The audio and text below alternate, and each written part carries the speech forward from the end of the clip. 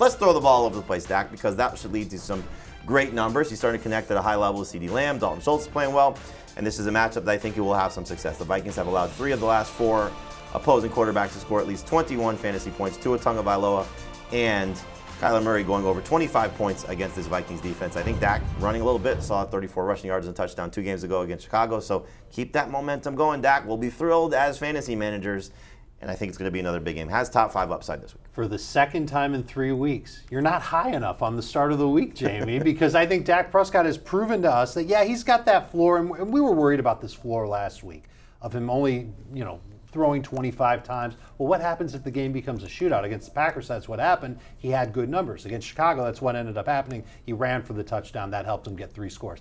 I think they're going to need him in this game against Minnesota. This Vikings offense is for real. They're putting up points like crazy. Cowboys defense taking a step back. We saw that last week. Dak's going to have to put this team on his back a little bit, even if Zeke's there. I think he's a great start this week. Definitely a Vikings defense that's been much better against the run than they have against the pass this year. So there should be lanes open for Dak Prescott to find open wide receivers. Hopefully CeeDee Lamb runs the correct route every time. He doesn't have those interceptions either. And he doesn't have the interceptions. But again, those interceptions I think helped the numbers on the other side because that's true. Had to throw a lot as they were trying to keep up there. And again, getting the game to overtime, but eventually losing to the Packers in OT. All right, other starts for me for this week. Excited about a few of these guys. One in particular I think could be fun is Daniel Jones. And one of my favorite stats from this week is the Lions have been bad against running quarterbacks. We certainly saw that last week when it came to Justin Fields. But Daniel Jones has run for 20 or more yards in every game so far this season.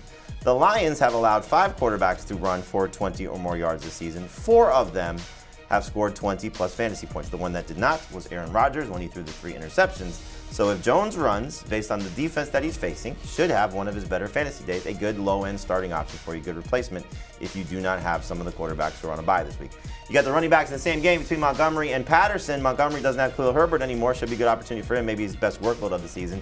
And Patterson should bounce back this week against a Bears defense that has been absolutely awful against opposing running backs. So good opportunity to buy back into him after last week was just so terrible, what he did not do against the Carolina Panthers. And it's a revenge game. But Chicago's allowed 7 total touchdowns to running backs in their last 3 games against Dallas, Miami, and Detroit. And then you got the situation there with Paris Campbell. We've talked a lot about him this week. Good setup for him, knowing that in the 3 games with Matt Ryan, he scored 3 touchdowns. His worst game has been 18 PPR points, and they're probably going to be throwing a lot if the Eagles' offense shows up. So good opportunity for him to build off what he did last week with Matt Ryan back under center. All right, from my starts, we go now to Heath starts as we take a look at your 5 options for this week, Heath. And you got Justin Herbert, a couple running backs from the Commanders, Cortland Sutton, and Greg Dulcich. So you like the Washington guys and you like the Broncos guys this week in their respective matchups. Well, let's talk about Herbert because there's 2 sides of this. Right. There's Herbert with his guys in Mike Williams and Keenan Allen, and then there's Herbert without his guys. If he doesn't have his guys, is he still a safe start?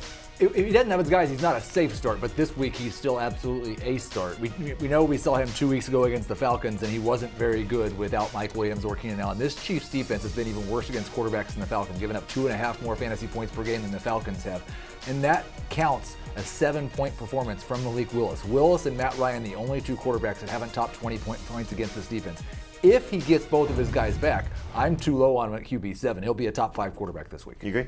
I'm a little nervous about him, but he needs those 2 guys back. If he gets one of them back, I still think that he can be a top 10 quarterback, just not that top 5 type of quarterback that Heath mentioned. 4 of his last 5 games, we're talking about Herbert here, under 18 fantasy points. 16 or less. Oh, I'm short selling it here. And his best game over his last 5, I think in half PPR, it's 21.5 because he caught a pass. So I'm not really feeling him as like that top 3 must-start fantasy quarterback that we had earlier this year. I think he's impacted by the offensive line getting a little bit worse each week and by that rib injury he has, but certainly not having those receivers plays a role. He needs to have at least one of those guys there. And it really has to be, it's got to be Mike Williams. If Williams is there as expected, he's going to be a good start this week. If he doesn't have him, he's a risk. Got both Commanders running backs. It's the best matchup on the table. The Texans allow the most fantasy points to opposing running backs for the season. Which one do you like better, and can you trust both?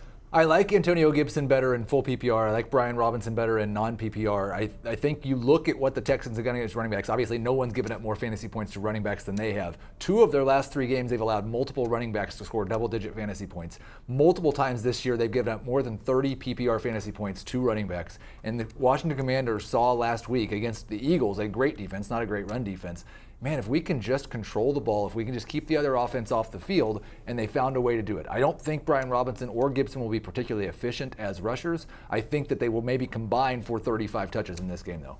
We saw it last week. Like you said, both scored 14 PPR points. So no work in the passing game for Robinson. Both found the end zone. So again, great opportunity. So I think you are on the right track there by starting both of these guys. If you have to choose one, I'm with you, Heath. You take Antonio Gibson just because of what his role has been catching the ball. All right, so from the Commanders to the Broncos, no Jerry Jeudy. At least that's the expectation. But if Jeudy does play, how much of a downgrade is it for Sutton and for Dulcich? It's a little downgrade for Dulcich. He'd probably still be a top 12 tight end. He's had 3 out of 4 good games. We can't find 12 tight ends that give you that type of consistent production. It's a big downgrade for Cortland Sutton. He's had 4 games this season with double-digit targets. 3 of those are games that Jerry Jeudy's played fewer than 80% of the targets. He's been a very good starting wide receiver when Jeudy's not been at 100% or not been there.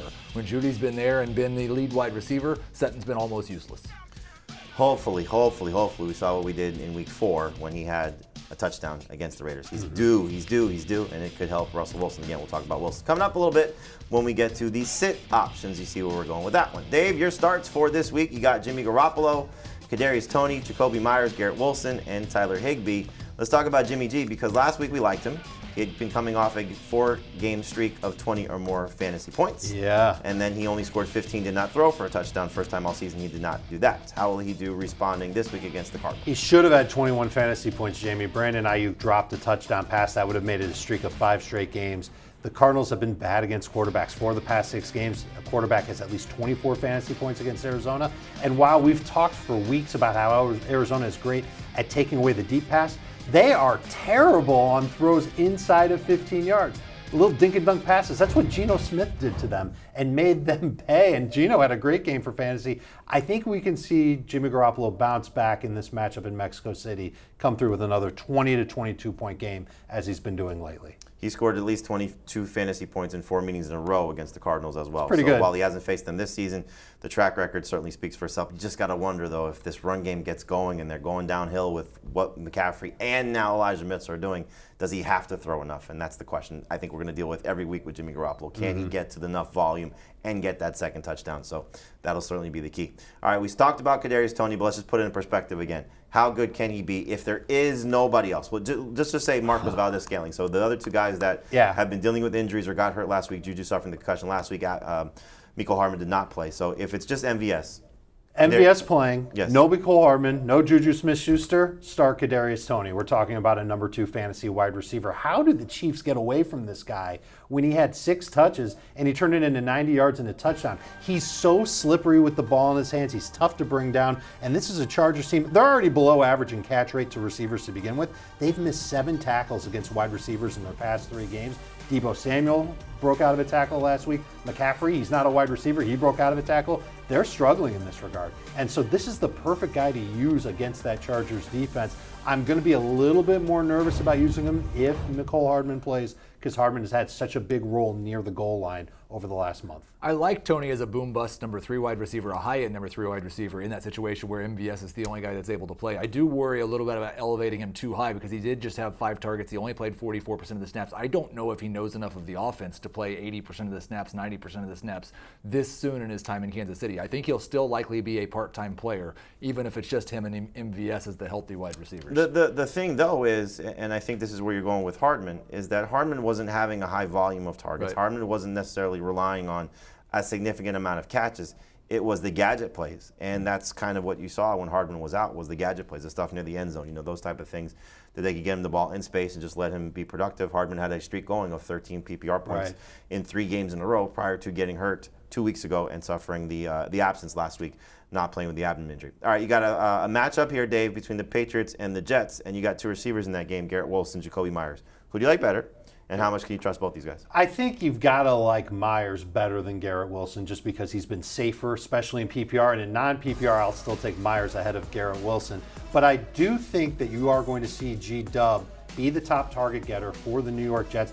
I liked what I saw from him, not necessarily 2 games ago against the Patriots, but 1 game ago against the Bills. That's another really good defense. They still pelted him with targets. He had 8 catches for 92 yards. That's what I'm looking for. I don't think he's going to break out with 150 yards and 2 touchdowns. Pull a Christian Watson against the Patriots. New England knows what they're dealing with, but it's going to be on underneath throws, crossing patterns. Zach Wilson got rid of the ball real quickly against Buffalo. I'd like to see him do that again. Garrett Wilson's going to be his #1 target coming off the bye. I expect a good game. I love Jacoby Myers this week. The only concern I have about Garrett Wilson is, does Zach Wilson have to throw 40 times? That Jets defense, for the most part, has been pretty good this year. Can they be good enough against the Patriots to keep the pass volume under 30 like the Jets want to? And what I'm worried about is that they're not going to be able to run the ball at all. I do buy into this Patriots run defense. They had the one bad game against Chicago. I think they're going to be strong coming off the bye week. They do not miss a lot of tackles, and we've seen the Jets give up on running the ball frequently this year, especially since Breece Hall's gone down, including 2 games ago for them against these Patriots. It's been a 2-game sample size. One game they gave up against the run was the Patriots. Right. One game they didn't give up against the run was the Bills, but they were playing with the lead. So, it depends on just what you're expecting, how this game's going to unfold. I can't trust Zach Wilson going into Foxborough with Bill Belichick coming off a bye. I love Garrett Wilson. I think the volume will be there for him, but this is going to be a multiple interception game again for Zach Wilson. Had 3 interceptions in that first meeting, so look for multiple interceptions once again, probably minus the 2 touchdowns this time against the Patriots in Foxborough.